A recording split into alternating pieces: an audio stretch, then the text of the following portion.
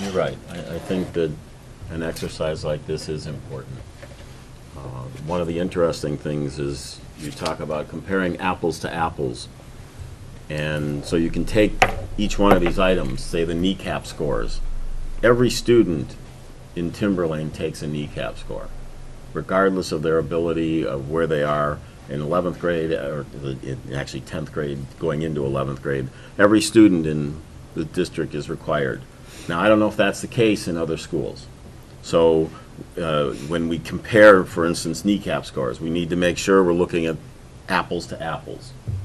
When you look at Timberlane and you look at the number of special ed students versus other schools, which require higher cost, higher teacher-student ratios, are we comparing apples to apples with these other districts? So again, the close scrutiny of the numbers, you really want to be comparing apples to apples. And right now, we've got nice numbers from nice districts, but are they apples to apples? And I think that's going to be the hard thing, but the worthwhile thing. That's right. And I'll just jump off Mr. Blair's point, because that was one of my questions as well. And Mr. Green, this was a useful exercise, and I know that you put a great deal of work into it. I'm guessing Donna might have put in a little bit too. So thank you for that. It's a good exercise. My concern is apples to apples also. I see that we're taking kneecap scores and we're comparing ourselves with different districts as far as kneecap. One thing, for instance, that's not being taken into account in any of this is any socioeconomic backgrounds of the different districts that are being talked about, whether it's household incomes, whether it's property values and valuations, assessment information, and so forth. I think any of us knows that there's perhaps a very big difference between the Timberlane, well, there's a difference in each of the 4 Timberlane towns to one another. But when you group the district as a whole, the 4 communities, there's certainly a big difference between Timberlane in Bedford, Timberlane in Rochester, Rochester in Bedford. And I just throw those out there as examples for information that's certainly worth thinking about as well.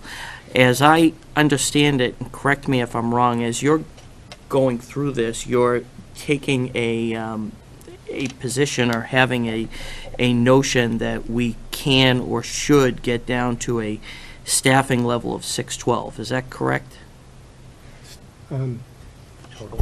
That's a target staffing level, yeah. And when you're saying FTE staff, that's Full-time made up of equivalent. what? Who's an FTE? You're talking teachers, you're talking administrators, you're talking all full-time employees, right? All employees full-time and part-time. The one qualification I will say is that does not include Timberlane paid staff who are not affiliated with one of the schools. And the reason for that is because the full-time equivalent headcount analysis and student-teacher ratios are based on Department of Education terms, which are school by school, and which are apples-to-apples numbers because the superintendent of each district is required to sign the full-time equivalent staffing report under penalty of perjury. So all the districts are supposed to report on the same basis, the same numbers. It's broken down by kindergarten teachers, kindergarten aides, regular program teachers, regular program aides, special ed teachers, special ed aides, principals, vice principals, media assistants, media specialists, other credentialed specialists, support staff, clerical. I think those are the categories. Okay. It's my other... And by the way, for people who are interested in seeing an example of the breakdown, and to Mrs. O'Neill's point, to seeing how that breakdown relates to a specific school, I did a write-up on Donna Green's blog, timberlaneandsandown.com.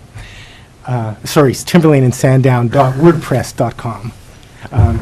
I did an analysis of where I picked Danville, And I didn't pick on Danville. I just picked Danville because neighborhood school, K to 5, and people can understand the enrollment, they can understand the staffing.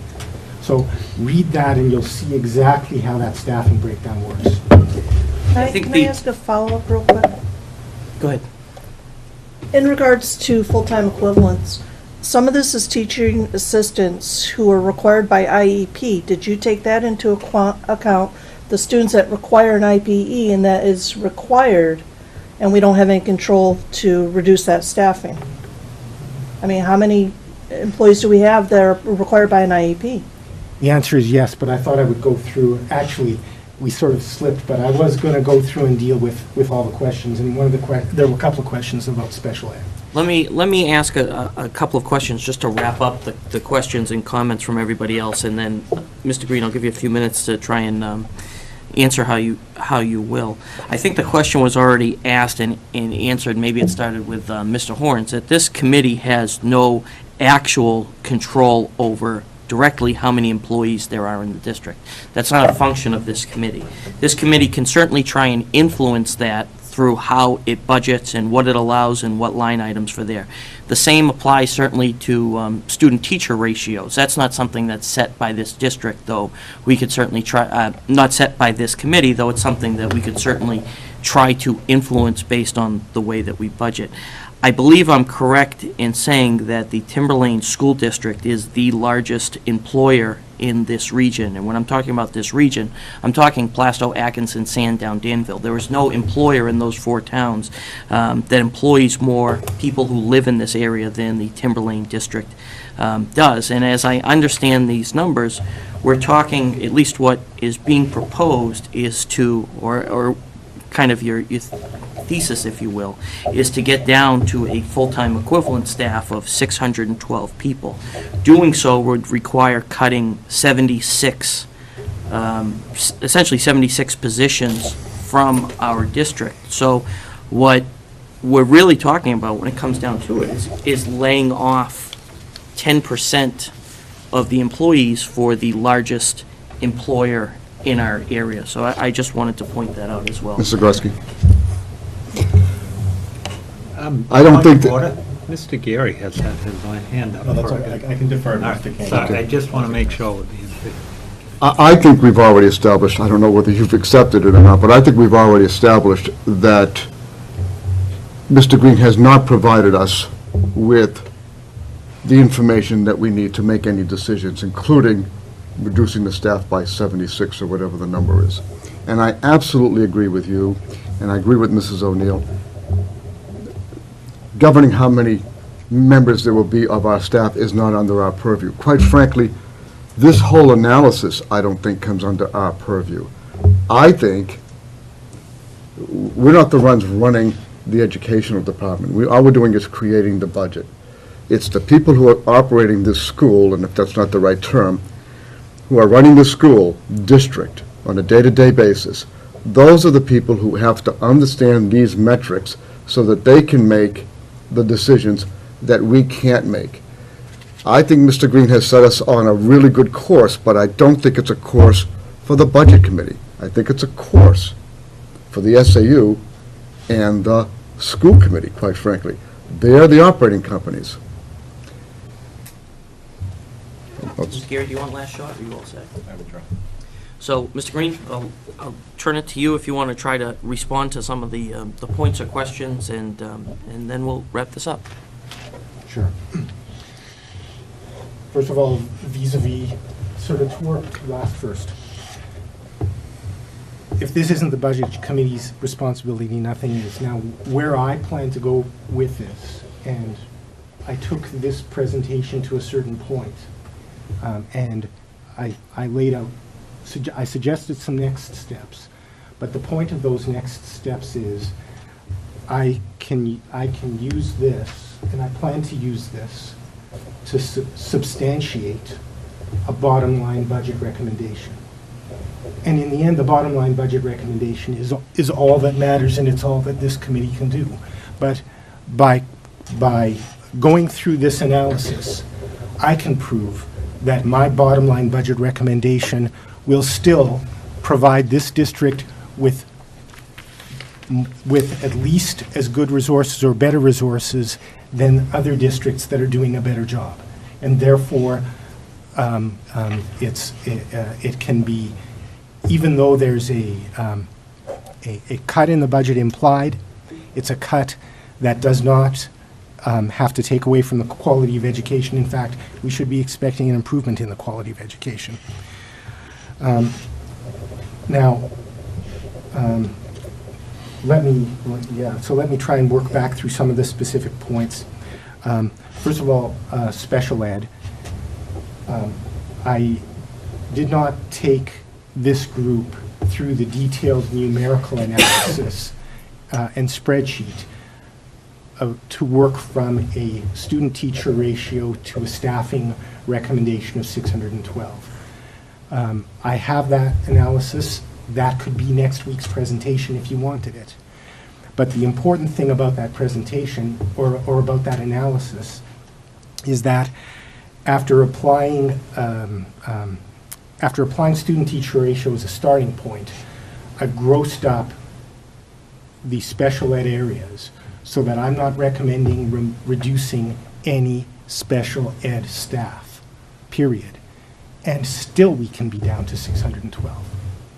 With all our existing special ed staff, we can still be down to 612. Let's see. I want to talk about the comparability of the numbers. All of the numbers that I've used are based on public sources. I've got them from annual reports. I've got them from Department of Education website. I've got some parts of it through Right to Know. I've got some parts of it through requests to the Department of Education for specific filings. We've requested information from the district, which over the course of the past few months, we've started to get a lot more responsiveness, to Dr. Metzler's credit, in terms of posting things like NECAP enrollment forecasts, the A12 staffing filings. All of these are public documents, but only now are they becoming publicly available. In using publicly available sources, you have to work with certain constraints. So for instance, you have to deal with the spans of time that those public sources cover. And you have to use like figures for like comparisons. So for instance, if I'm using, I showed you 4 different measures of staffing, 2 of them from the annual reports and 2 of them from the Department of Education full-time equivalent headcount filings. Neither one of them is perfect, but both of those, or all of those sources, showed the same trend, which was the part of the point that I wanted to make. Mrs. O'Neill felt or stated that it was unfair to place the rising budget on the same chart as the rising per pupil cost. I didn't think it was unfair. I think it's very important for people to know that even though the budget, as it rises year by year, they hear numbers like, 2% increase, 3% increase. On a year-by-year basis, the budget increase does not seem very large. But what's important to know is that with the enrollment declining, it's a huge increase in per pupil. How many people would expect that the per pupil cost has gone up 44% since just 2007, 2008? That isn't the dark ages. That's all recession years. Now, Mr. Grosky made the point that we're talking about the potential for layoff of the substantial size in a community where this is the largest employer. And I don't think anybody can take that lightly. I think it's a very serious matter. It's also a serious matter to confiscate people's money to pay for those salaries if those salaries aren't truly needed to deliver a quality education. And I take very seriously the fact that the power to tax is the power to reach into my neighbor's pocket with the police behind me. And we had better be sure that when we do that, it's because the money is truly needed.